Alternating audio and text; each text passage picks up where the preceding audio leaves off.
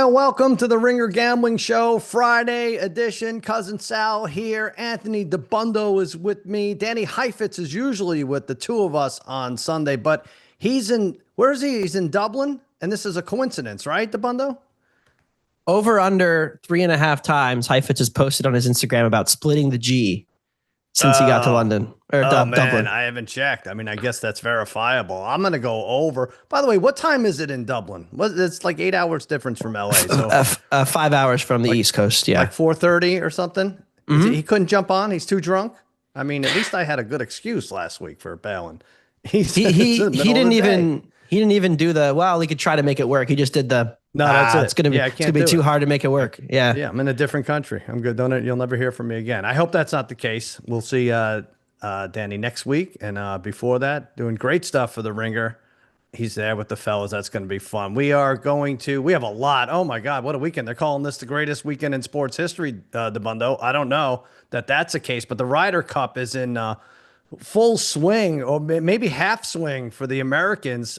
We'd be lucky to be down 3-1 after this 4-ball thing, right? I thought the Ryder Cup started this afternoon. What? I'm choosing to ignore that it already started. No kidding. I mean, imagine being one of the poor souls who bought a ticket on the 17th green. Yeah. And you're sitting there all morning and you get there at 5 o'clock. You're all excited. And then only one group even makes it to that hole. You see two golf shots hit on that course, on that hole. Wow. And then that's it. That's your morning. I didn't think about that. That'll be $2,686. Yes. And that's not, if you didn't parlay the Henley Scheffler duo, which was probably the most popular, right? I think they went at -180 and they didn't have a shot. By the time I woke up, they were 3 down. It was bad. But you can currently, and this will be different by the time anybody listens or watches this, Europe is -130. Is that a reactionary bet there for you, Dabbundo? Or you're still true blue, red, white, and blue? I feel like it's hard to be true blue, red, white, and blue. I mean, yeah, we could talk about the vibes and the home course advantage and all that stuff and playing in America. But at some point, the Europeans look like they're a lot better at golf. Like they have, I remember when I asked House, like, how many players would you trust to play all 5 sessions? And he was like, well, maybe 3 guys. It's like, oh boy, like they're going to be scrambling this afternoon to put together. We'll see the rookies. I mean, maybe the rookies will come in and ball out because the vets have not had a good start. You know what I wanted to ask you, and we'll revisit this in about 45 minutes. But I wanted to know, where do the captains watch? Do you think? Because they can't just do they walk with one group, or they got a golf cart showing favoritism, or are they just like watching on TV like us in a cabin 1,000 yards away? They have like these walkie-talkie earpieces, like their Secret Service, and then they have people driving them around the golf course. Like Is that right? Wow. They showed Keegan multiple times this morning. Yeah. I think he was dazed and confused for most of it, most of the shots. Some of them were like these really unflattering camera angles. Like I think they put a camera in the golf cart. That's great. Yeah, it's ugly. I mean, apparently, I saw this on Twitter. The pairing that they put out against Fleetwood and McIlroy was 132nd out of 132 possible U.S. pairings, according to the data numbers. So they're just winging it. Yeah, they're winging it. All right. Yeah. Europe -130 if you want to jump it now. This is the Ringer Gambling Show presented by FanDuel, and the NFL is officially back. So if you're going to be in it with FanDuel. They've got the goods, futures, live betting, SGPs, your way bets, all of it. The app's clean, it's fast, and yeah, when you win, you get paid instantly, which is nice because Sunday patience doesn't exist. So get your bets in, build something bold, and make every game feel bigger. Download the FanDuel app or head to FanDuel.com/gamblers to get started. The Ringer is committed to responsible gambling. Please visit rg-help.com to learn more about the resources and helplines available, and listen to the end of the episode for additional details. Must be 21 or older and present in select states, or 18 or older and present in DC, Kentucky, or Wyoming. If you have a gambling problem, call 1-800-GAMBLER or visit rg-help.com. Call 1-888-789-7777 or visit ccpg.org/chat in Connecticut. Paid endorsement. One team that didn't have the home field advantage was Arizona. The Cardinals, 23-20. They lost to Seattle. What a hilarious score that was, Dabbundo, because House, and I, it had to be almost exactly 23-20 for all of our best bets to hit. I had over 22.5 points, and I was screaming bloody murder that didn't hit after a touchdown was called back and then the missed field goal, but then they ended up kicking a field goal to make it 23-20. You had what? You had the under in the under game, right? 43.5. Right. And House had under 21.5. I mean, look, I'm not saying that the NFL sent us the script. Yeah, no, we got it. Yeah. But if they had sent us the script, we would have disguised it something like what we ended up doing with the predictions. Yeah, they sent Heifetz to Dublin and they sent us the script. That's right. We're pretty prophetic on Wednesdays when we do that show. All right, so it was 20-6. Let's talk about this game a little. Arizona wasn't moving the ball at all like we predicted. And then Mike McDonald got super conservative, and all of a sudden it was tied. And I know I'm skipping around a lot, but Chad Ryland, that was big for him to miss the landing zone, which I figured out, Dabbundo, is 9,600 square feet. It's 53 yards by 30 something yards. So it's 9,600. It's bigger than Bill Simmons' smallest house, I would say right now. 9,600 square feet. Imagine, and then you lose the game because you put it a couple square feet outside of that zone, giving Seattle good field position. Again, conservative play call by McDonald, but they got it done that time. Well, my thing is, like, why didn't they go for two? Any point? Mm-hmm. Like we've done the analytics on this now. When you're down 20-6 and you score a touchdown, you're supposed to go for two because it creates the opportunity to go for two again. Right. The second time, if you don't get it, or if you get it the first time, now you have the chance to take an advantage, because ultimately, if you're Arizona there, just getting to overtime feels like a win because you had like no win probability before, but it's not really a win. Like you're like, oh great, now we have a coin flip to try to win this football game. So the not going for two was the first mistake, and I think the football gods punished him. I think Herbstreit was saying, got to get to overtime, get this game to overtime, right? It was very, very weird, but yes. Right, momentum and all that stuff, which isn't really truly how it works. Yeah, I mean.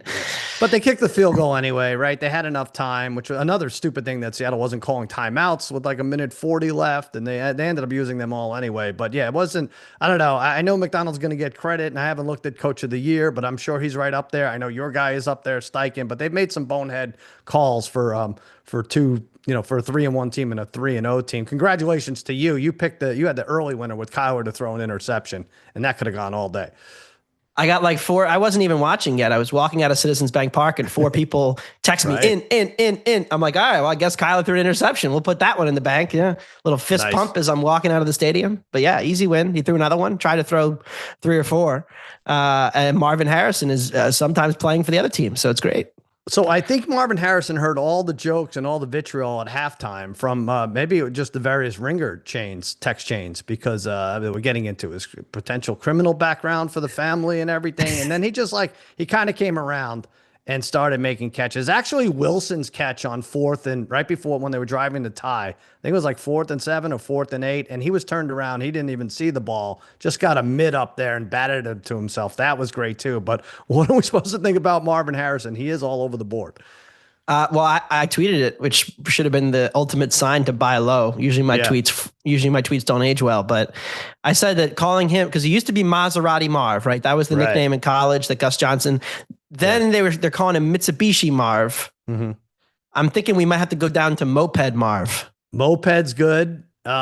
Yeah, I'm trying to think. Minivan Marv. Minivan is in the middle. Motor scooter, moped. Make your mother drive you to school, I think would be a step down from moped even. I'm not sure. Yeah. Yeah. Well, we should ask him, honestly. Let's have him on the show and ask him. So I'm looking at these odds for the division, and I don't trust any team in this division. I'm still mad at the Rams, and we'll talk about them in a second. They play your team. They all have brutal losses already, but for the division, this did surprise me a little, these numbers. The 49ers, maybe this changed from last night. 49ers are plus 110. The Rams plus 175. The Seahawks plus 440. And the Cardinals, which was my preseason pick for the division, is 14-1.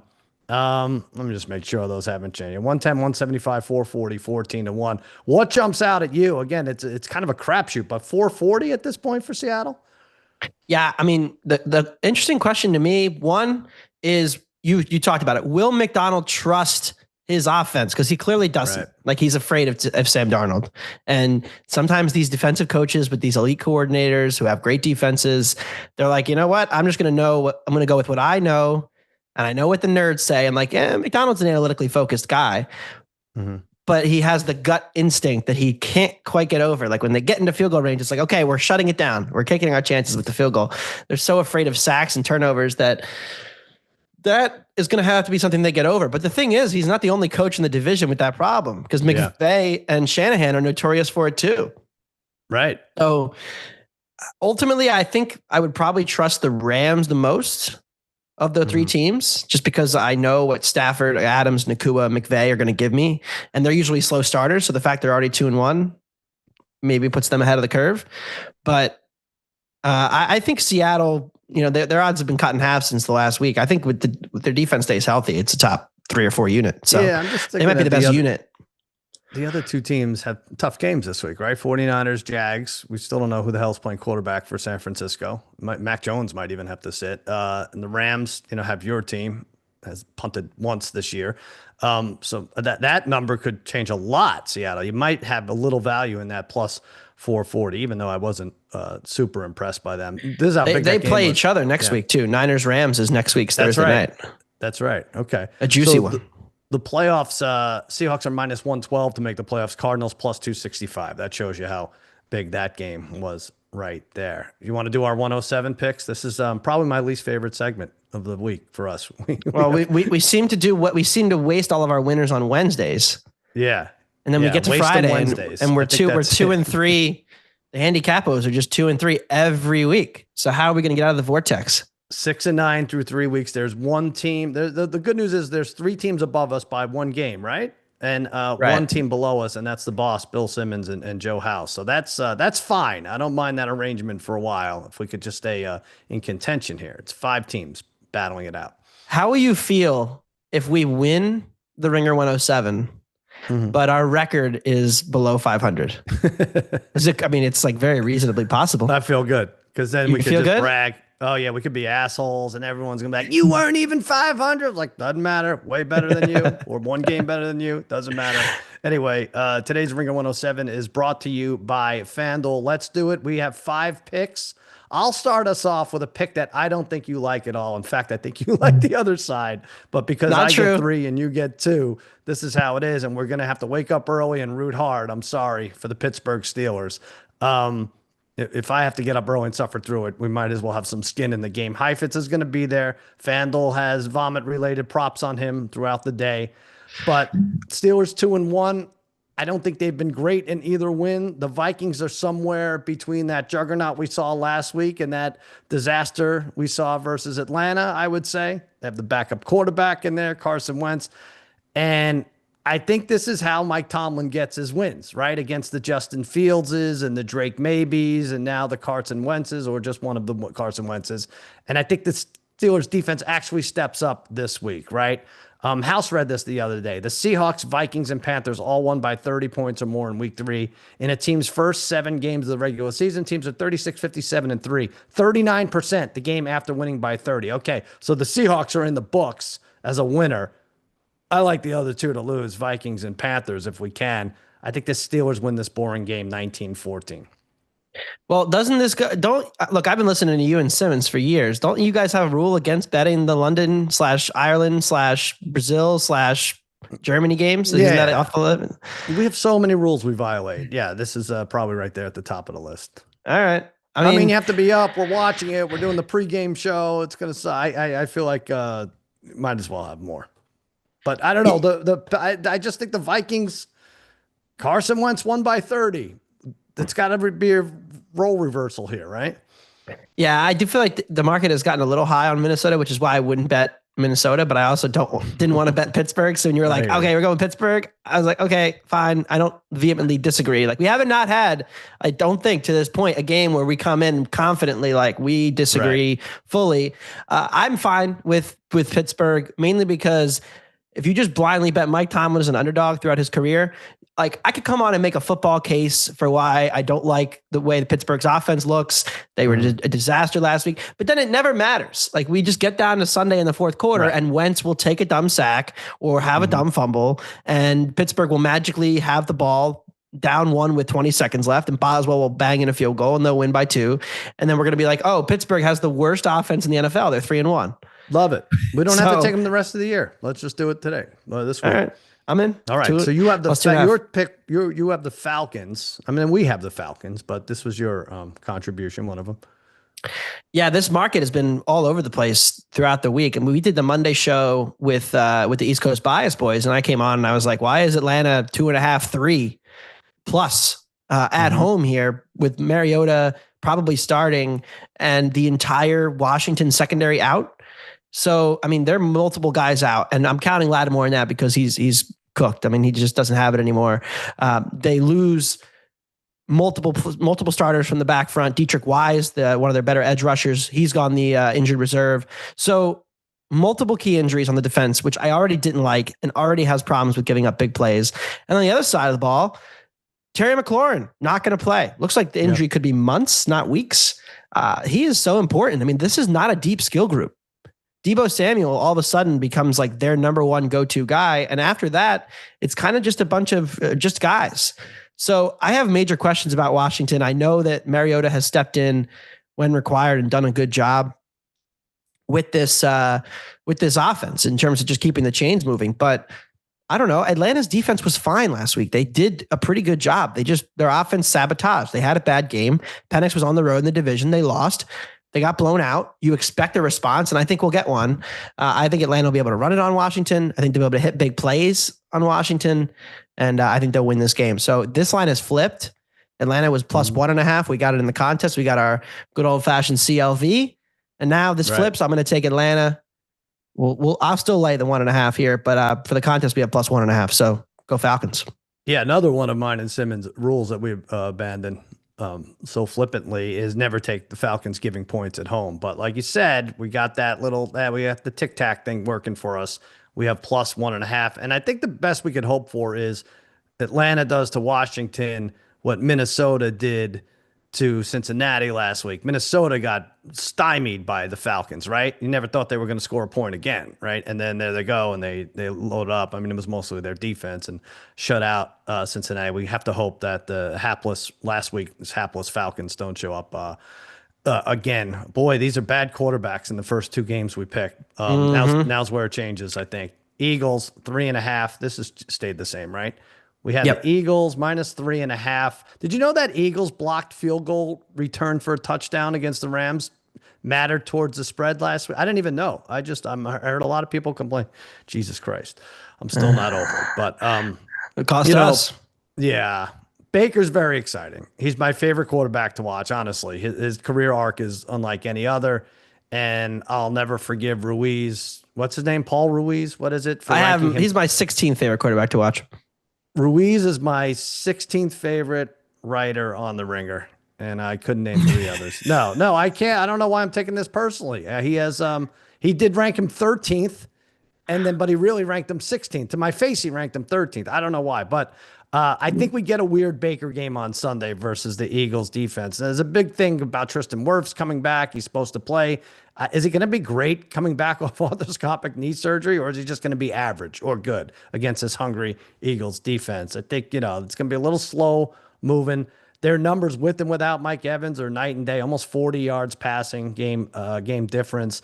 The Bucs are kind of undisciplined. If you look, 9 penalties a game. That's bottom 5 in the league. And the Eagles don't have that problem at all outside of spitting on people sometimes. But we're winning this, Dabbundo. Big Dom covers bigly. 30-20, take the Eagles.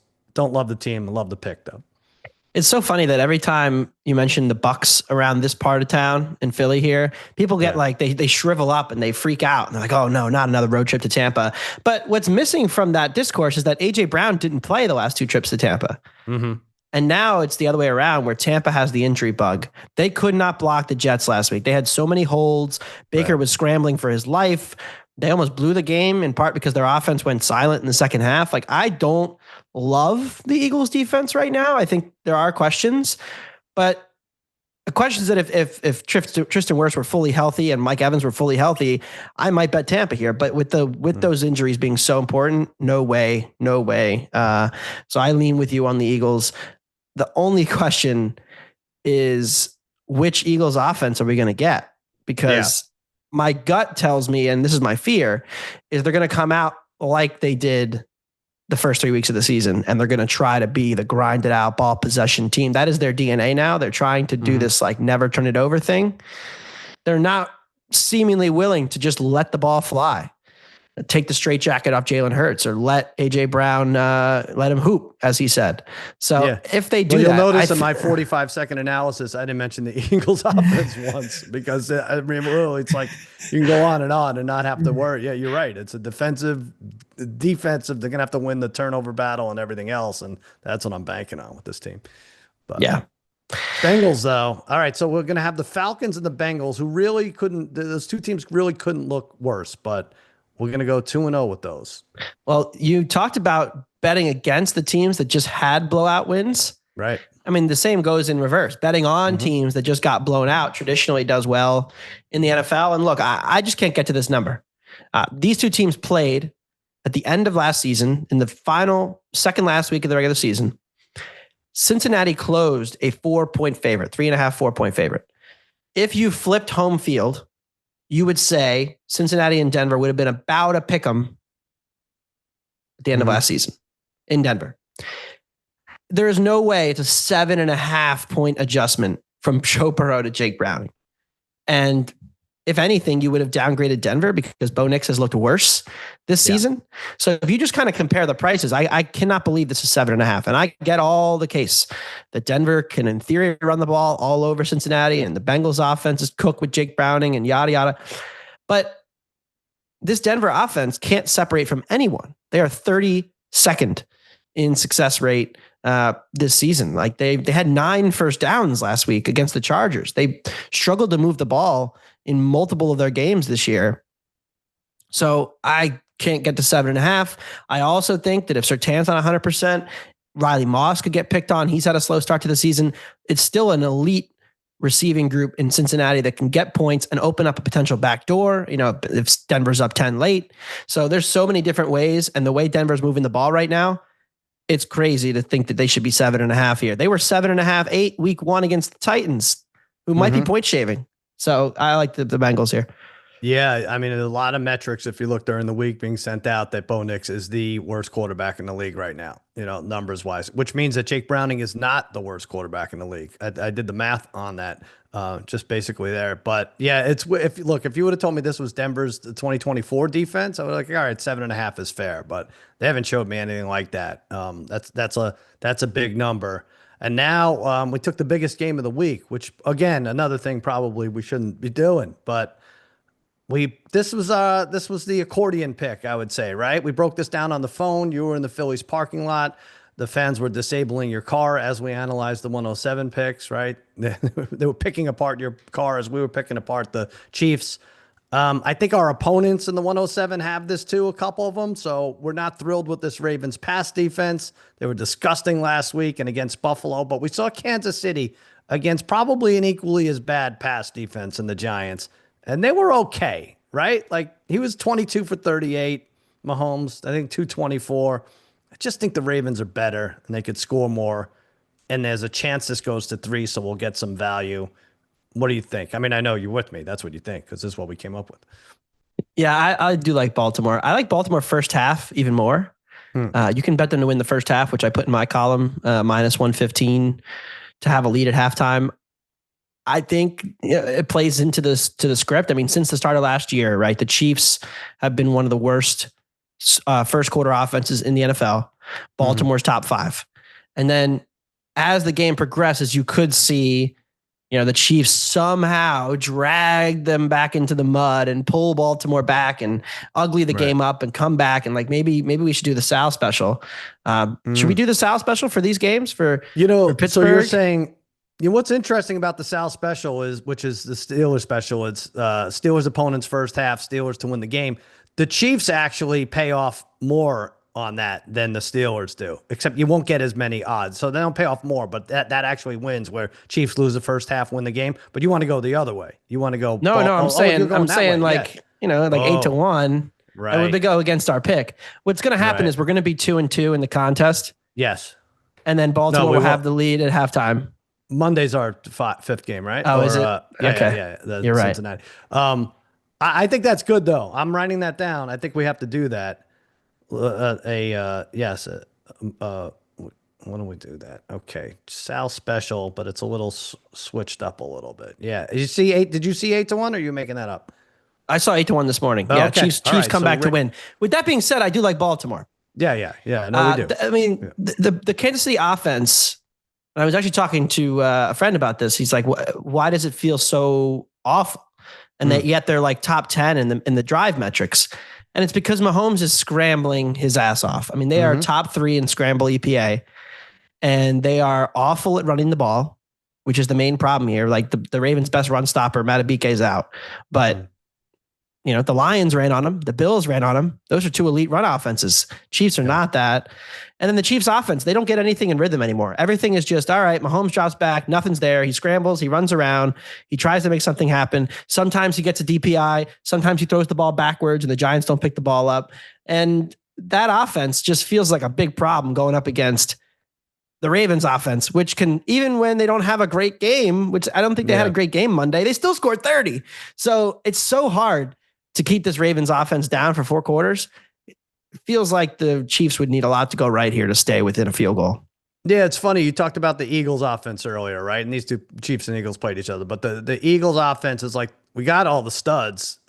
We just don't want to turn the ball over. That's the brand of football we're playing now. The Chiefs are the other way. Like, no, we have one stud, and he's also trying not to turn the ball over, but also he doesn't have a choice because what else is he going to get the ball down the field? Tyquan Thornton, deep balls. I mean, that's their offense now. It's like Tyquan Thornton runs deep 10 times. They throw it to him 4. He catches 1. That's the offense. That and Kelsey dump balls for 3 yards. Mahomes 5-1 against Lamar, 17-3 against teams on short rest. I don't care. It's from a different era. It really is. And I know this is a square pick, but we're doing it. Ravens 27-22. There you go. That's our 5. Today's Ringer 107 brought to you by FanDuel. Odds are subject to change, and they have already. Let's talk about our teams. Colts plus 3.5 against the Rams. I almost pulled the trigger on this as one of our 107. And like I said, your team has punted once, but there's going to be a time to short Indiana Jones. I'm just not sure it's this week. I'm still so mad at the Rams. I just had to throw this game to the side. Couldn't do it. No 3.5s involving the Rams. You got a little nervous. No, yeah. Too convenient. Which Colt will take the field goal back? If you had picked the Colts, the Rams would have blocked a kick and returned it for a touchdown. Yeah, that's true. Yeah. Poor Mike Vanderjet. Yeah, wouldn't have worked. But all right, don't say his name, Sal. Come on, you can't say his name. His name is PNG in this house. I like the over here. It's been bet up a little bit. It was 48.5 up to 49.5. Hit 50 briefly. I don't know how the Colts get stops here, to be honest. I don't think they have a pass rush. I've not been impressed with Latu. They're bottom 3 pass rush win rate. So if you can't get to Stafford, maybe you can try to deceive Stafford, and Anarumo does a good job of like mixing and matching different looks, but our nickel corner, Kenny Moore, is out, and he's super important to everything the Colts do with blitzes, with run stop, and with, in this case, covering Puka Nacua, who is often in the slot. So we have he had the pick 6 last week, right? He did. We have no cornerback depth. Xavier Howard got picked on. The third, Jalen Jones is still out. So there's no depth in that backfield. And Nacua and Adams have great matchups here. I feel like Stafford's going to have time. He's going to be able to pick us apart indoors on the fast track. And on the other side, the one thing that the Rams can do is get to the passer. I think their secondary stinks. I think the Eagles kind of exposed that. I think we saw that last year. They give up big plays. The Colts have the line to hold up against the Rams. If they're able to give Jones some time, we've seen it week in, week out. He can play. Just get the ball out quickly, keep the chains moving, use the weapons. Warren, the Rams struggle with tight ends. There's Warren. The Rams have struggled with bigger receivers, Michael Pittman. So even if Alec Pierce doesn't go, I like this offense to score too. I feel like this game is, 27-24. Last team with the ball wins. Maybe 30 for the Rams. Wouldn't surprise me. This is a fun one. I like the over. Come out for this. I won't be here to greet you, but come out. Why not? No, the Colts play the Chargers during core week. Oh, core week. Okay. What? We're going to make it to core week. When is that? Mid-October? Mid-October?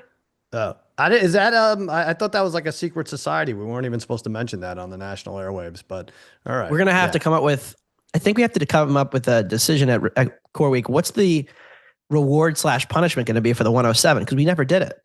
Oh, right. We have to do that. And what's the punishment for the first idiot who yells to put the red zone channel on the big screen? Yeah. We need a punishment for that too.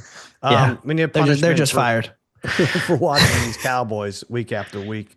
Plus 6.5 against the Packers. Let me see if that's changed. That has not. Make the case for the Cowboys. I mean, I've heard nobody make the case. Not one person.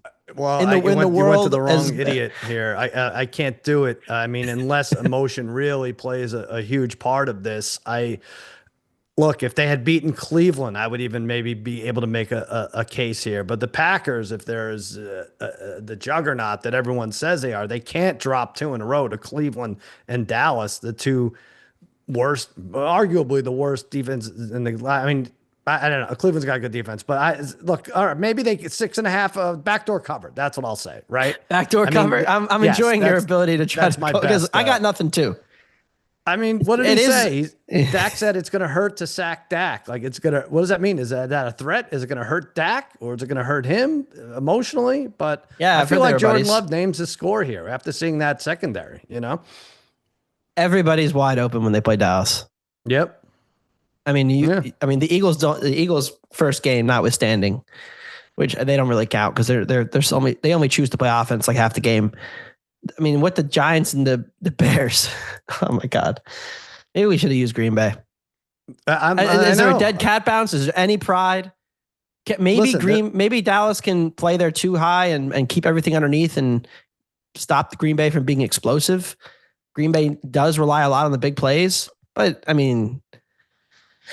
We've seen Jaden Reed happen, right? We've seen like 7s become 3s, and then it's that type of game in the fourth quarter. Maybe there's a tipped pick 6. Passes, but I honestly think we need like 3 of those. Not a pick 6 necessarily, but 3 tipped interceptions for that to happen with a subpar defense. And like I said, I hate that they already lost to the Browns, so they have some, they have some fire in their bellies too there. And they beat us 10 out of the last 11 without our best player.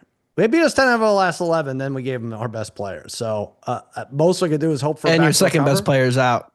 Yeah, I don't even think that's happening. Right, CD Lamb, no CD Lamb, 33-23. I'll say, and that I feel is generous, Cowboys fans. I don't know, 33-23. Packers win that game. I have not looked, but I'm guessing that the Ringer 107 there was multiple Green Bay picks. I didn't look either. Yeah, I would highly recommend tying that to whatever that money line to whatever you have going this weekend. All right. So I don't know. House did say don't do it. No, I know, but he said the 2 teams, right? What did he say? He said Denver and Green Dallas, Bay, right? Green Bay Chargers. Denver, Green. Oh, Chargers, Green Bay. Right. All right. Listen, Ringer Gambling Show. It's brought to you by FanDuel. As long as we're talking gambling, wow, what a segue! It's one of the biggest weeks in sports. FanDuel is turning it into a full-on celebration. Introducing FanDuel Boost Fest, where every day from September 25th to the 28th brings you a 50% profit boost on the biggest matchups in football, baseball, golf, and more. What a freebie in Arlington this Sunday night. Green Bay -6.5. How is everyone not on there? They got to do it in prime time too. Prime time during Boost Fest. I mean, what could be worse or better? However you play, that 50% profit boost is ready to go every single day during Boost Fest. Download the FanDuel app or head to FanDuel.com/gamblers to jump into Boost Fest, where the games are big and the boosts are bigger. You must be 21 or older and present in select states, or 18 or older and present in D.C., Kentucky, or Wyoming. Opt-in required. Bonus issued as non-withdrawable profit boost tokens. Restrictions apply, including any token expiration and max wager amount. See terms at sportsbook.fanduel.com. If you have a gambling problem, call 1-800-GAMBLER or visit rg-help.com. Call 1-888-789-7777 or visit ccpg.org/chat in Connecticut. Wow. Yeah, Boost Fest. Not to be confused with Booze Fest, which is what High Fitz is going through right now. 4 p.m. in Dublin. Nowhere to be found, Dabbundo. Can you believe it? I'm just waiting for the Instagram post from the Temple Bar. I think everybody who goes to Ireland is required to post that bar. Oh, right. That's the famous one, the tourist attraction. I think everybody's required to post that one. And if they don't, I'll be very disappointed. We'll have pictures. Something Heifetz. Do we want to go with I think we just went over the worst game of the week, Cowboys Packers, but I think the degenerate special is on Monday, Jets Dolphins. I mean, can they flex this to 3 a.m. so we can watch just one Monday night game in the regular slot? At primetime, the Jets are off. Jets and Giants combined on primetime are 1-16 since 2019. What was the win? Tua was like 5-10 in primetime. Was the win the game that Rodgers tore his Achilles? Interesting. It probably was, right? Because they won that game. They beat the Bills, right? Yeah, they had the walk-off punt return. Exactly right. That's amazing. Do you have thoughts on this, or do you have another degenerate special? I mean, you can make the case that the Bills Saints is a degenerate special, and some of our degenerate friends actually took that in Ringer 107. There are 3 games I feel like that qualify this week. Mm-hmm. You could do Titans Texans. Yeah. Which I just bet. Guess what I bet? You want to guess what I bet for Titans Texans? Oh, you like the under? Yes, you're correct. How'd you know? Houston under is a. I built this NFL betting model. Yeah, and it just says if Houston is playing, then you bet. It's just a simple if then. Yeah. Then you bet the under, and 3-0, 38.5, still good. I know it's indoors, but yeah. I was talking to a friend who bet the over, and he's like, well, both teams are so bad that they get a lot of drives. No. I'm like, so is that your case? Your case is that the offenses are so bad, they're going to punt so quickly, they're going to get a lot of chances at scoring points. I'm like, I don't think that's how that works. 3.5. Yeah, exactly. Yeah. Maybe there'll be some pick sixes, but yeah, that game, the two of the three, Houston, Tennessee, Denver are the 3 worst offenses in the league so far this year. Houston's offensive line remains very injured.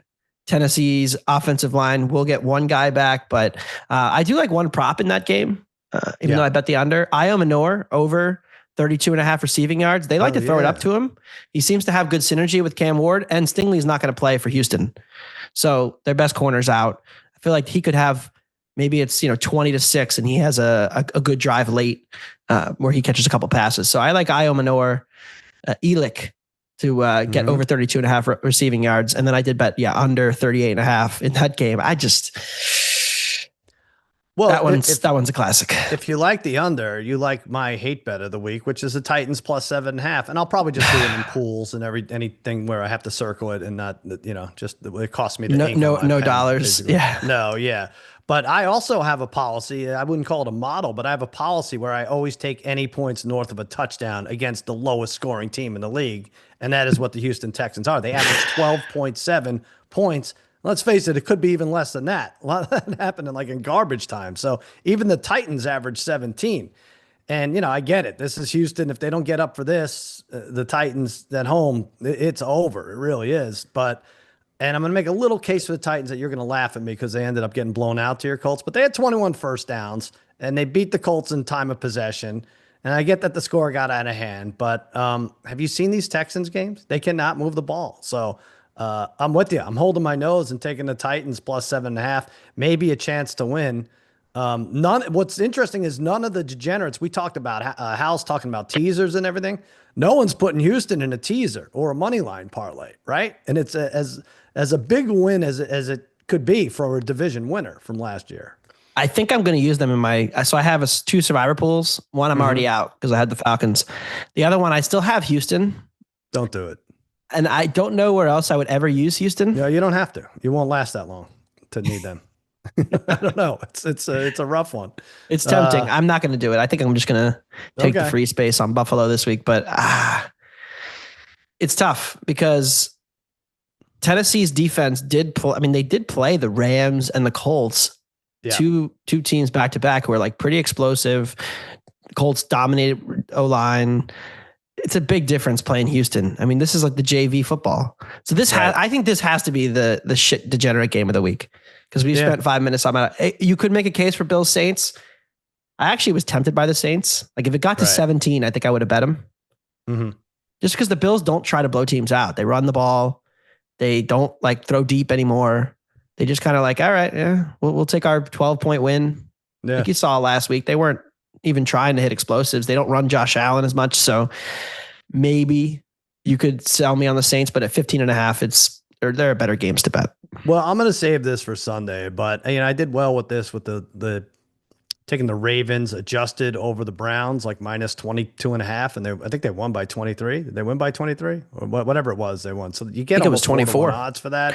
Team like the Bills, I get it. They could lay back, take their foot off the gas, but they could also score 40 against a hapless Saints team. So I think those adjusted lines are nice for a game like that, but it is a degenerate special for sure. Rattler loves a turnover too. Like that's the only way I think that happens. If he throws a couple picks late and then they get short fields, maybe it's a different game, but their offense has not been terrible. I will say they've moved the ball. They're middle of the pack in drive success rate, which is just how often do you convert 1st and 10 into another 1st and 10. They're like 15th. So, but is that a lot of garbage time? I feel like I'm keeping it does count garbage time. Eye on it. Okay. Oh, it does count it. Oh, I see. All right. Should we give the people a pick, a prop, just one each? You like Baker? Yeah, the rushing yards. I like Iomanor and I like Baker over rush yards. Yeah, Eagles have not done a good job with scrambling quarterbacks. We saw Mahomes have a ton of success, especially in that first half, scrambling. They played Stafford last week, who obviously was not going to scramble, but Baker's been really successful with the scrambling. And with this O-line being as compromised as it is, I think Baker will be on the move a lot. Especially if they're playing from behind. He doesn't have his safety blanket, Mike Evans, like he usually does.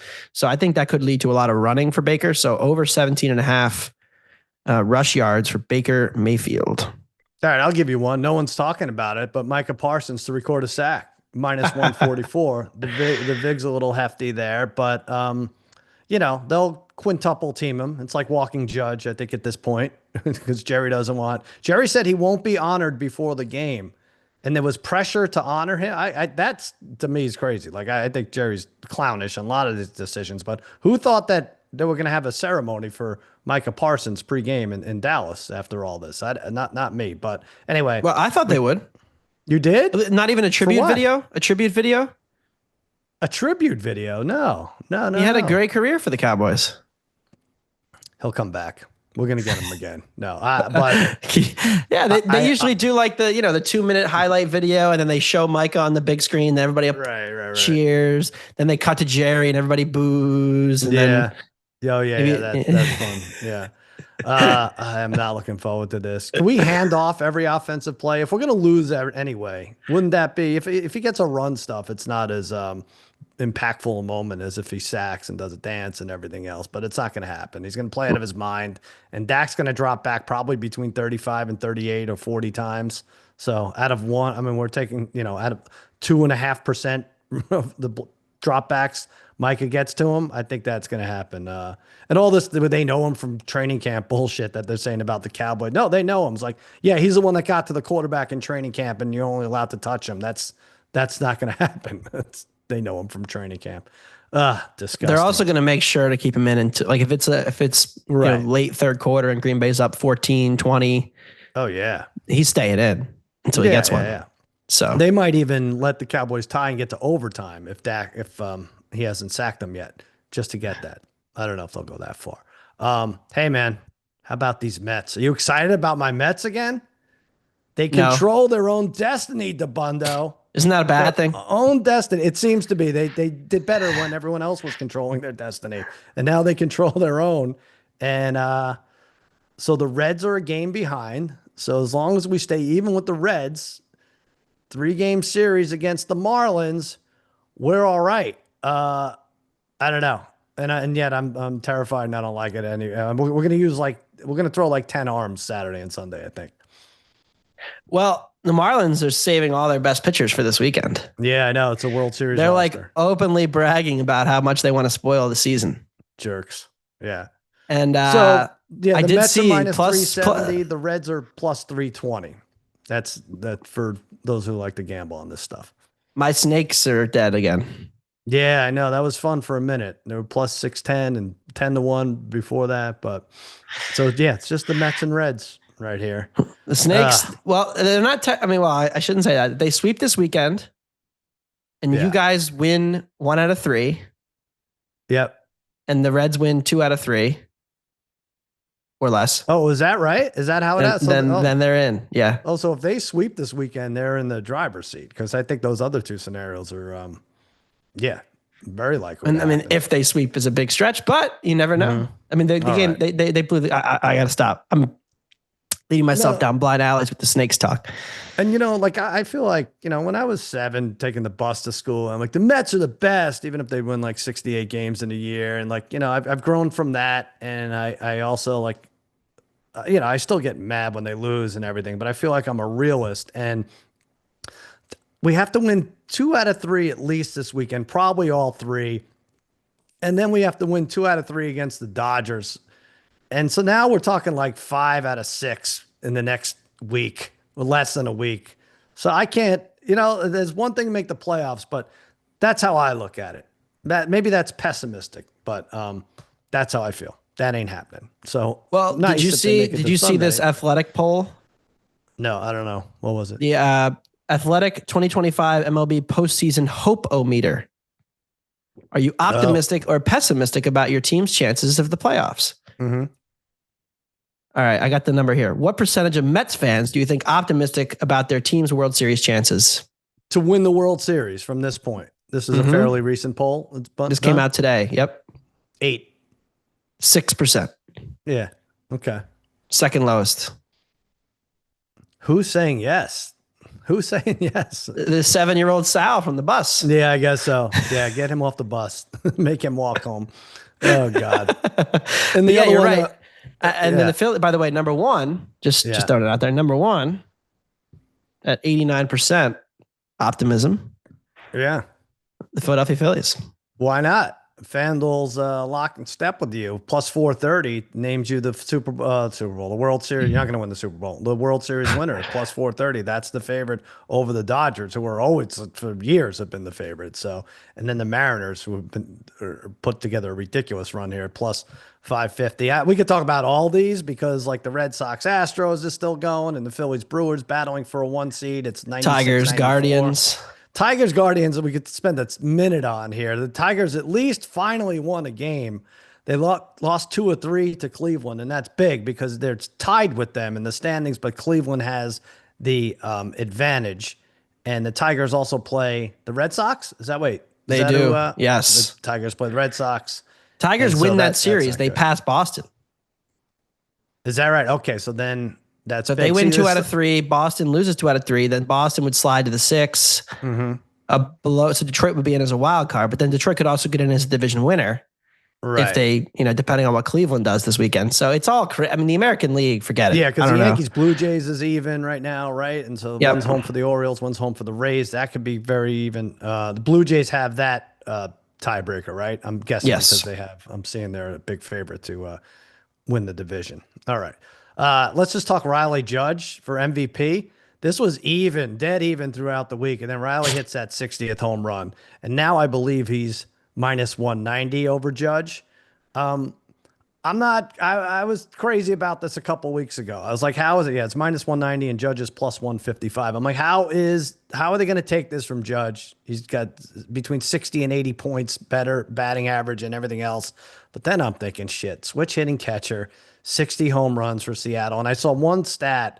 He's 15th in the league, best defensive player. Not best defensive catcher, best defensive player in the league. He's top 15, Cal Riley. And that includes like framing and all that other shit going on. So I'm okay with him getting it. I think who would you vote for? A screw job.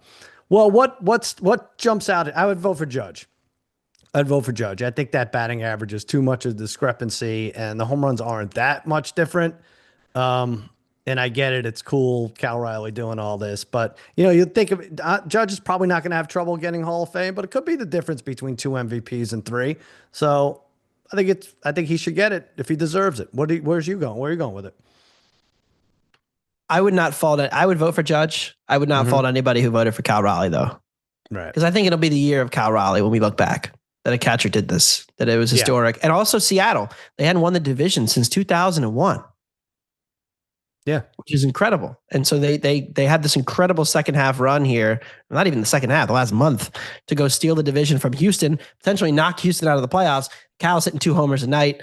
I really do think this weekend could matter Because if the Yankees have a big weekend and Judge has a big weekend and they end up getting the 1 seed, which could happen, right? Then maybe Judge goes back to being the favorite. But I think Raleigh is going to be.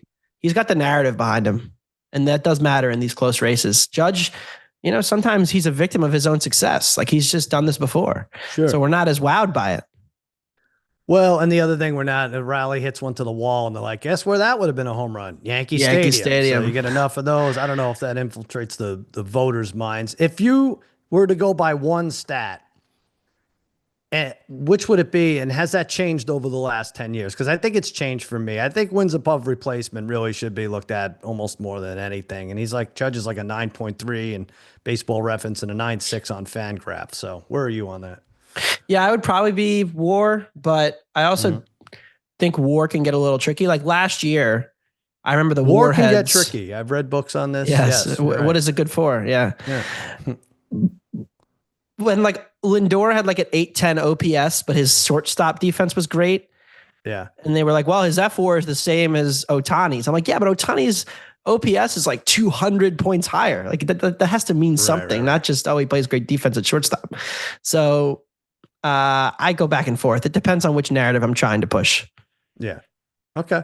I know what you're pushing with your best bet, your Friday pick, which is the Friday, Saturday, Sunday pick, just to hurt my feelings. Marlins to win the series. The Mets. Plus 155. You know how hard it's going to be for the Mets to get the playoff spot if the Marlins win the series? How could you root for both? I've never rooted for anything more than the Marlins to win this weekend series. But they lined up Alcantara and Yuri Perez for Friday, Saturday. And there is a chance that the Mets have actually clinched this. By Sunday. Interesting. So there's a world where if the Mets split and the Reds lose both, it's clinched by Sunday. And then the Mets punt the game and I win my bet and the Mets make the playoffs. So we could get both. Right. I hope we get both. It's possible. There's too much to watch on Sunday. There's Ryder Cup. There's the early, the football all day. I'm going to be in Brooklyn hosting something there. All my friends are going to be watching there. I'd love English to not Premier have to check League. on the We got Mets on that. Sunday. Yeah, that's right. Premier League.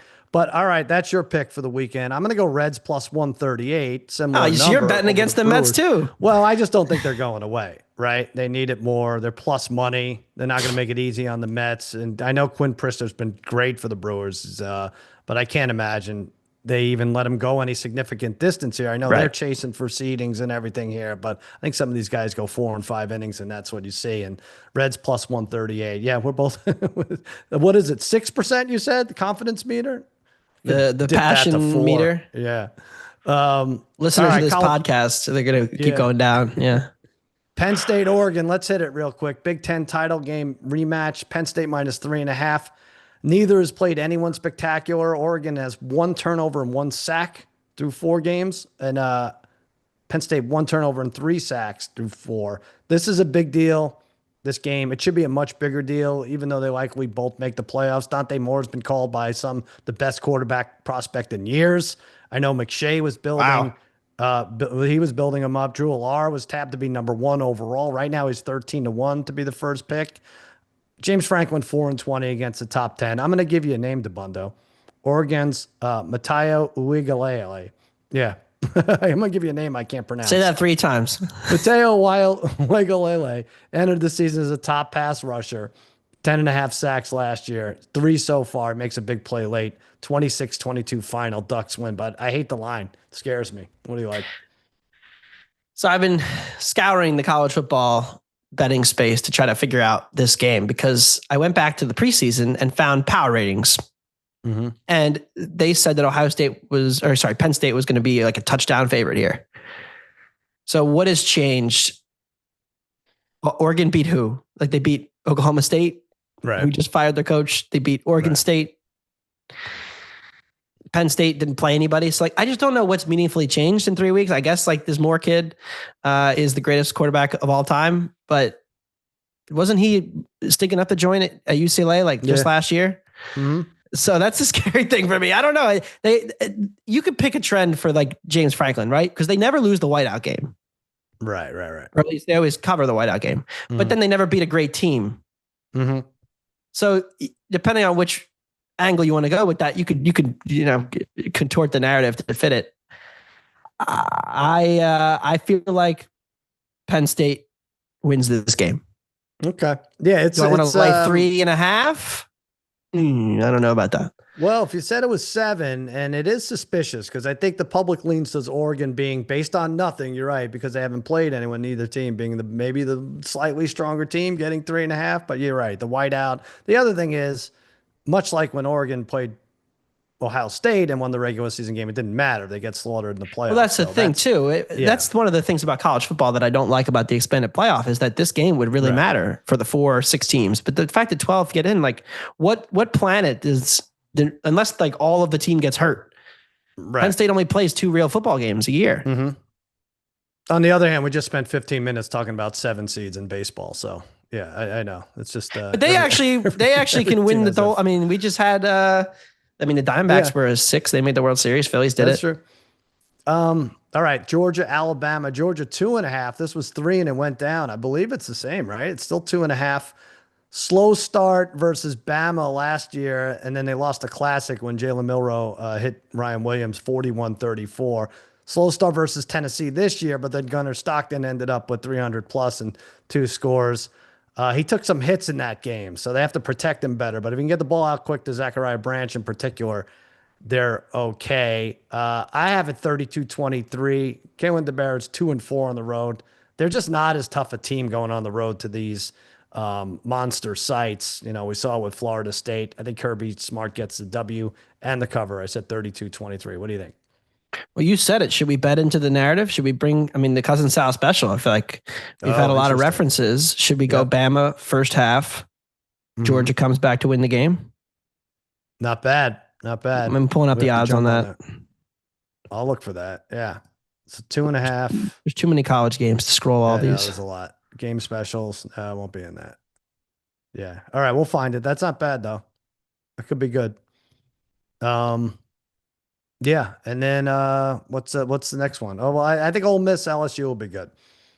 This became an Instagram official that LSU's Whit Weeks and Landry Kiffin, Lane Kiffin's daughter, are dating. I don't know if there are trends for this when a coach's daughter becomes Instagram official with the opposing team's linebacker, what the record is, but I like LSU to lay an egg here against the Rebs here. It's going to be Trinidad Chambliss, who completed 67% of his passes for 720 yards and 4 touchdowns. And he's rushed for almost 200 yards. I think LSU loses 30-19. That's my pick here. Dabbundo, you like Washington. That, I think, is the game we should be watching here. Well, first of all, Lane Kiffin told us to bet the over. That's right. Yeah. Shouldn't we bet the over? We have to listen to him. I feel like he's got some inside info.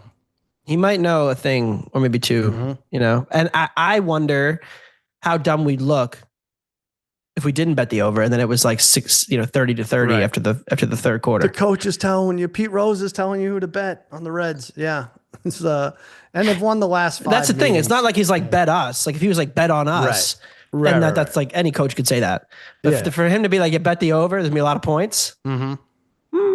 There you go. I don't know. LSU's got a lot of fun players on offense. Over there, I like Washington. Yeah.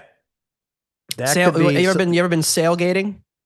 I've heard about it, and you send me that picture. It looks good. Is that different from what they do when Barry Bonds was looking for number 73? Those are basically just like the same thing, right? Yeah. But those are more kayaks. Yeah. Yes. This is like a full thing. They rent boats. They go on the water. You should get your son to do that next time he makes a trip up to Washington.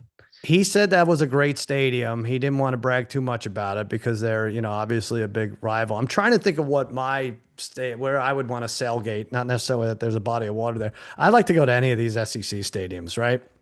That's on my bucket list. I haven't hit, LSU, Georgia, Bama, any of them, even Auburn. There's also a pickleball facility in Boca that looked fun. And then Boca Vista? Yeah, Boca Vista.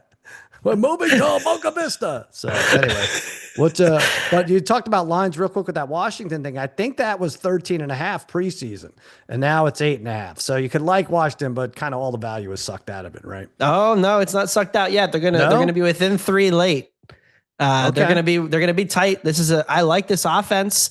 This quarterback Williams is great. I think that they have a chance to make a real run at this and give a real scare to Ohio State. Again, we've seen one game from Ohio State that matters, and the offense was not good.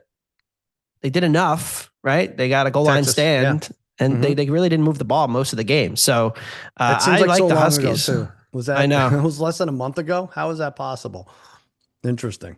All right. So that's college football. We have a couple more things to get to. Ryder Cup. We're going to update you where we are there. We're going to play some handy clipping. Oh, we have Ryan Fitzpatrick coming up. We'll be right back. All right. Dabbundo brought up a good point. Go ahead. Tell everybody what you just told me. It was brilliant. Well, we were going to do a Ryder Cup segment, but we're recording this during the Ryder Cup. It feels like a little, the Ryder Cup should have thought about that. They should have said, hey, what time is the Ringer Gambling Show? Right. Can we move that Ryder Cup to later so that people can get their bets in? I would have told everybody that I feel like Scotty Scheffler going out first match is going to set the tone in 4-ball. Yeah, and there you go. And they won the first hole. So 1 up through 1. Yeah. They could put an hour between it to let people bet and like just catch their breath. Why did they have to start right away between the 4 balls and the foursomes? That's where it gets sexy now, the foursomes and Bethpage. All right, so yeah, that's it. That's our talk about Ryder Cup. Let's do a little handy clipping. We're going to show you a clip, and we're going to set the odds accordingly. Now, you cannot bet these things on FanDuel. All right, this will be timely when people watch this. This is Rory getting heckled at a Ryder Cup warm-up. Let's check it out here. You don't need a button to choke, Rory. There you go. All right, so he was told he's buttoning his shirt, you see, the top button, Dabbundo, and he says, you don't need a button to choke, Rory, and he played it perfectly. I felt like that was the most human Rory moment. He's like, gotcha, you got me, and he laughed, and that was it. So I love that. I love that as a dig. What'd you think? As somebody who loves a good chirp, that's an all-timer. Did you see there was also a little kid who was made a joke about being European to Victor Hovland? That was cute too. These are the kind of proper banters. But that this was we biting. like. And by the way, House brought up a point the other day. I'm not sure this is the case. He said, these are billionaires now. It costs so much to get in here. You don't get the wise ass New York crowd. No, I think you still get it. I think it's just some wise asses who got lucky with hedge funds. And, it's still the New York idiots, the knuckleheads. In fact, for this guy that said you don't need a button to choke, Rory, I give it over or under 8.5 months before that heckler is hosting the afternoon drive on WFAN. What do you say? They've been, where is FAN these days? How are their ratings? They need to start bringing, he's under 8.5 months until he's calling in to Frances's show or something. Oh, for sure. Yeah. I think he gets his own gig. I don't know. I think he's ready. All right. Hey, did you see the guy who caught Cal Riley's 60th home run ball? Idiot gave it to a young fan. He gave it to, look at this. He gives it right over to a youngster. Thousands and thousands of dollars, and they treated him right. They had him meet Cal after the game. There you go. Well, I don't know. I get mad when they don't give it to the kid. Now I'm mad that they do give it to the kid. What's wrong with giving it to the kid? It's being just the bigger man. Thing. Being the bigger man, the better man is often rewarded. And they say you're supposed to do the right thing when nobody's looking, or when you know that there's going to be 1,000 cameras trained on you. Mm-hmm. Look at him. We're talking about him as a great guy. Well, give the kid your car too. While you're at it, give him stuff. I don't give away cars, only wheels. Yeah, right. Yeah, you have a different story. All right, how about this? 4-1 odds that this guy stars in a reality show, Karens versus Menches. I think you put these people in the house. You get the Karens who won't give the little boy a ball, and then you get the Menches, the guys who do give them away for nothing, and let them battle it out for a month. Put them all in a house together. You like that? I don't know if anybody wants to be in the house with the Karen. No. That's what makes it great. Would you sign up for that? How much would they have to pay you to go in a house with a reality TV with a Karen? I already sold it to my old and new best friend Hulu, so we're good. We're getting going. All right, one more video. This video claims that UFC light heavyweight Jan Blachowicz was involved in a fight at a European pub where he was knocked out by his attacker, and this is not Jan Blachowicz getting knocked out. It looks like him, but he gets dropped I feel like he should be able to fight this guy. The real Jan fights the fake Jan to clear his name. Um, and I would put plus 500,000 on the civilian who knocked out the lookalike. Are you betting? Well, here the problem is with these videos is that not to the Polish guys, they all kind of look similar. Like the UFC guy, they kind of look the same. So that's how they pulled it off. We went over an hour and 10 minutes without getting canceled. This is something else. All right, yeah. The FCC is watching closely. I think they should fight. Let him fight the guy just to prove that it's not him. Otherwise there's a big lawsuit coming. There you go, Dabbundo. We did it. We really did it. We got through all of it. Did we go 3-2 on our Ringer 107? Well, that's the real question. You know what? I'm going to bet them all. I don't know if this makes you feel better, but I'm betting them all. I have a good feeling about it. I feel like, so then the last one is Denver. Love to be 3-1 going into that Denver-Cincinnati game. That's our goal. Obviously 4-0, but 3-1 realistically. Let's do it, buddy. There's going to be a week where somebody has like a 5-0er. Just I hope they might have to do like a victory parade. Yeah. Maybe it'll happen when we're at core week. Right. Looking forward to core week. Looking forward to Dabbundo next week on Ringer Gambling. He'll be with me a couple times a week. Goes on. He does it all. Every single day he's working. Another guy working every single day, Ryan Fitzpatrick. I got to interview him earlier in the week. Here's what that looked like. All right, let's bring in our guest. This guy is doing it all. You could hear him and see him with Andrew Whitworth on the Fitz and Whit podcast on YouTube. Also catch him every week on Amazon Prime as Thursday Night Football analyst. And most importantly, he's hands down the MVP and first ballot Immaculate Grid Hall of Famer. Look it up if you don't know what the hell I'm talking about. Ryan Fitzpatrick, thanks for jumping on the show. Yeah, no problem. I get that a lot. Especially when that thing first caught. No, it's great. When that first caught fire, people would reach out to me all this time and be like, "Hey, I used you today. Hey, I used you today." Inevitably, you could use me on every single one of those grids. So you should probably, for those of you who have no idea what I'm talking about, it's a grid and you match up teams. And okay, did this guy play for who played for Miami and Buffalo? And Ryan, of course, having been on just about every single team, is a nice a gimme, as you say. You should get some skin in that app, I would think. I know. I should give it to you, right? Yeah. Well, I'm actually really good at that app too, because you could I played with so many guys. Sure. Obscure linemen really hit it there, where you can get the real low percentages of people not knowing who those linemen are. Oh, that's good. Yeah. That's good. Hey, I was watching you last week in Buffalo, and you're so friendly with Josh Allen, and you're taking your shirt off and you're palling around with the current players and the fans. Is this a ploy to get a Super Bowl ring? Because I feel like the Bills, as close as you are, they would have to give you one if they raise the Lombardi Trophy in February. No, certainly not. But I tell you, it was so much fun to be back there, and I think I said this last week. The lines have really blurred. It used to be, fans and player, and I was obviously the player and they were the fans, and we really loved and appreciated each other. But now I'm with the Mafia. Now I'm just a fan, and I love watching Josh play. I love watching this team play. And last week, just the appreciation, they did this huge sand castle mural of my face. We had a look-alike contest going on. I got to tour the new stadium. There's so many good things that are happening there right now, and it's fun to be a small part of it. I went to college in upstate New York, and those poor damn fans, and it was right around when they lost the 4 in a row. I feel like they are so due, and I don't know if you see it. Is it just maybe, could this be the year? Do you see anything different from this year to years past, or is it just like, okay, they're a play or two away, their number has to be called? Yeah, part of it is continuity. I mean, there's a lot of the same guys and same people, so you see it in these tight games that shows up. The Baltimore game at the beginning of the year, the belief in each other really showed up at the end of that game. And I think the way that the offensive line communicates and takes a lot off of Josh's plate, that's something that really doesn't show up in statistics, but makes his job a lot easier. And then the other part of it is you look around the landscape of the AFC, and I mean, the Chiefs, I've been calling for their downfall the last few years, and it hasn't happened, and I've been wrong, and I've looked like an idiot, but because they've ended up in the Super Bowl. But it just seems like there's something missing there with the Chiefs this year. And, who knows with Baltimore? I still think Baltimore is going to be great and be there in the end. They'll figure it out on defense. But looking at the landscape of the AFC, I mean, the Bills are the class of the AFC right now. So I think there's a lot of good things going on. This is the last year in that stadium. So I'm really looking forward to it, and I think this could be their year.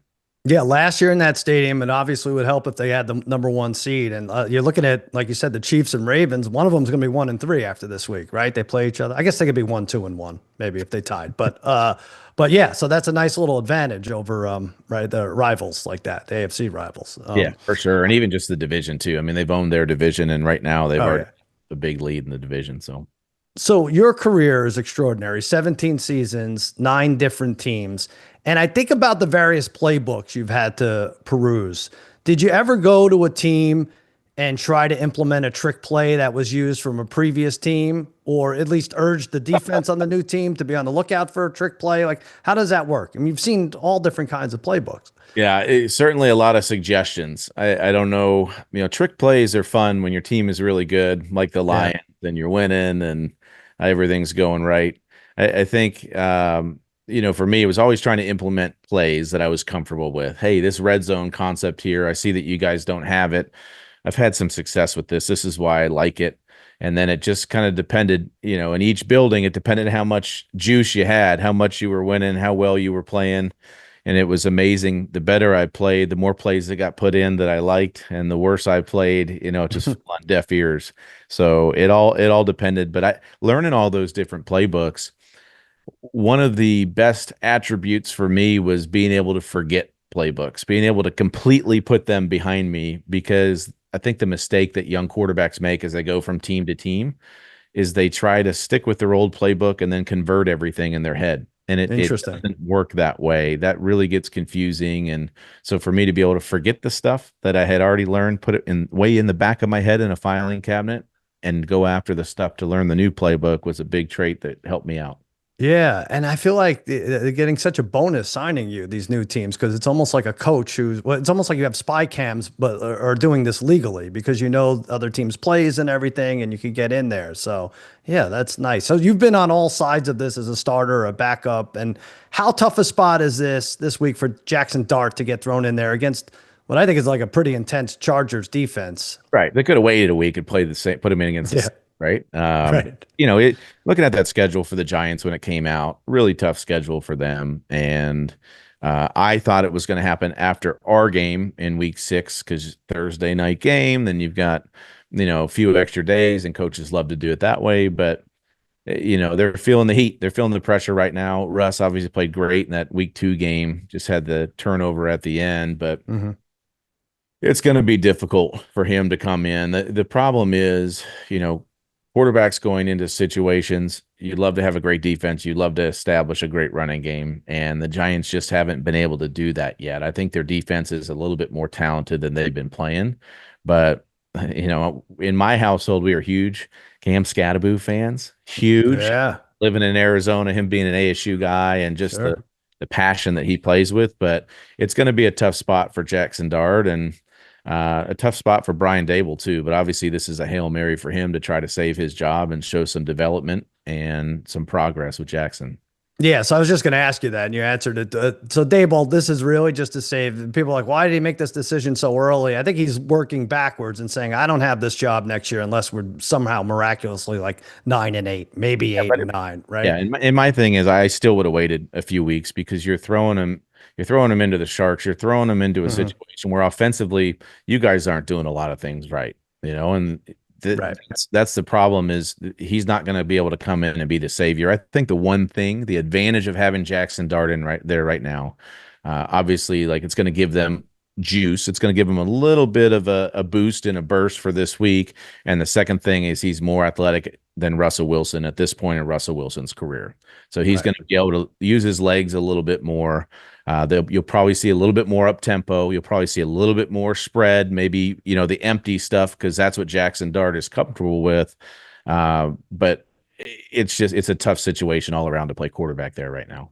I want to look at one award with you, Comeback Player of the Year.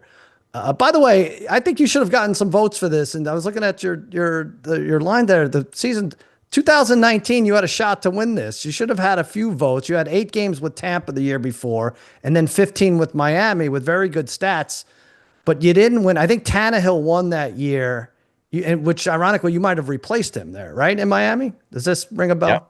Yep. Yeah. But I mean, I had one very significant injury where I fractured my tibia. I think that usually is like, okay, somebody was seriously injured. I don't think it is gosh, we feel really bad for him getting benched last year, or Right. gosh, his play really tailed off at the end of last year. And somehow, some way he found it again. But yeah, I don't know that I was ever close to winning that one. Okay, so that's what I want to talk to you about because there's a lot up in the air as to who wins this. So I read it. I think this is the official what they go by, typically given to a player who overcomes the worst adversity to return to play even a single snap of NFL football, such as not playing the previous season, injury, or for playing well in comparison to previous years' poor performance. You would say that last one shouldn't really be a strong factor. Yeah, I don't think it is. I think historically that hasn't been what it's about. But it's like, I mean, if I'm thinking about the last few years, like Brian Robinson got shot and he was able to come back. You know, Ricky Pearsall got shot and he was able to come back. So guys like that have insane circumstances and things happen to them that are able to overcome. I think that's more the spirit of the award.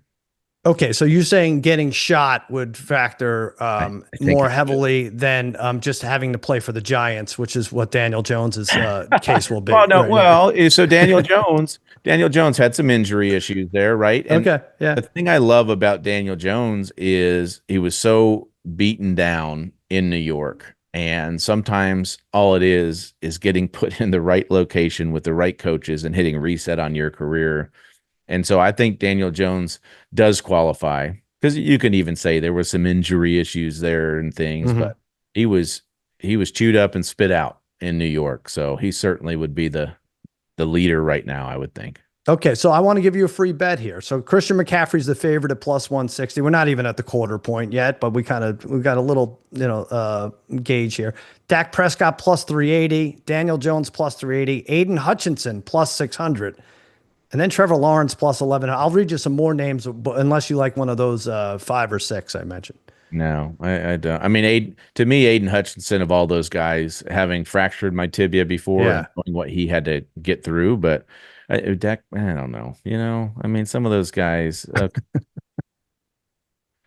Well, which one is? I'm giving you a free bet. Which one you like? I mean, I would take of all those guys you just listed. Is Daniel Jones not in the odds or no? He is. He was third. He was plus 380. Oh, and I'll take Daniel Jones. You're gonna take Daniel Jones. The fact that it's a really cool story too is going to factor into that one. Okay, I'm putting $100 down for you to win 380. So do you think like the Colts would have to win the division for him to take that, or it doesn't? Not necessarily. I think it's just solid play all year long because I don't think that expectations were high for the Colts, and I know that expectations were not high for Daniel Jones this year. But if you look at that team and the way it's put together, I mean, they've got a solid offensive line. They have 3 huge targets for him in Pittman Jr. and Tyler Warren, obviously, and then Alec Pierce on the outside. So the guys are 6'3", 6'4", and 6'6". And Shane Steichen's one of the best play callers in the NFL. So I don't think I see that slowing down anytime soon because Jonathan Taylor is only in year 6. So it's not like we're going to see him fall off a cliff either. Right. I think they're here to stay. Yeah, they might win the division by accident too. So, yeah. Well, the fact that Houston is 0-3 right now, I mean, that shocks me. And I still think Houston's got a run left in them, but they've really got to figure out some things on offense. Well, they have the Titans this week, so if they're going to turn it around, it has to start on Sunday. But yeah, that offense is really, I guess, because they don't have a run game right now. Maybe Stroud is asked to do too much, but they're struggling to break 14 points in the fourth quarter every game. Yeah, and I got to take a deep dive on that one too because he was so good. And last year it's like, okay, we got to get the offensive line shored up. We had some issues, but doing it 2 years in a row now, you got to start to have some questions. And, I've got to take a deeper look at it before I make too many outlandish comments on it. There you go. All right. Well, listen, you're going to have potentially $380 to spend on Pizzeria Bianco next time we talk. Yeah, that's huge. There you go. Fitz and Whit, a Wave original. New episodes are available every Wednesday on YouTube or wherever you get your podcast. Thursday Night Football on Amazon. Ryan Fitzpatrick, thanks for jumping on, man. All right. Thank you. Appreciate it. Awesome. All right, that does it for the Ringer Gambling Show. For Anthony Dabbundo and Ryan Fitzpatrick, I'm Sal saying so long, and may your weekend be loaded with locks. Must be 21 or older and present in select states, or 18 or older and present in D.C., Kentucky, or Wyoming. If you have a gambling problem, call 1-800-GAMBLER or visit rg-help.com. Call 1-888-789-7777 or visit ccpg.org/chat in Connecticut. You must be 21 or older and present in select states. For Kansas, in affiliation with Kansas Star Casino, or 18 or older and present in D.C., Kentucky, or Wyoming. If you have a gambling problem, call 1-800-GAMBLER or visit fanduel.com/RG, 1-888-789-7777 or visit ccpg.org/chat in Connecticut, or visit mdgamblinghelp.org in Maryland. Hope is here. Visit gamblinghelplinema.org or call 800-327-5050 for 24/7 support in Massachusetts, or call 877-8-HOPE-NEW YORK or text HOPE New York in New York.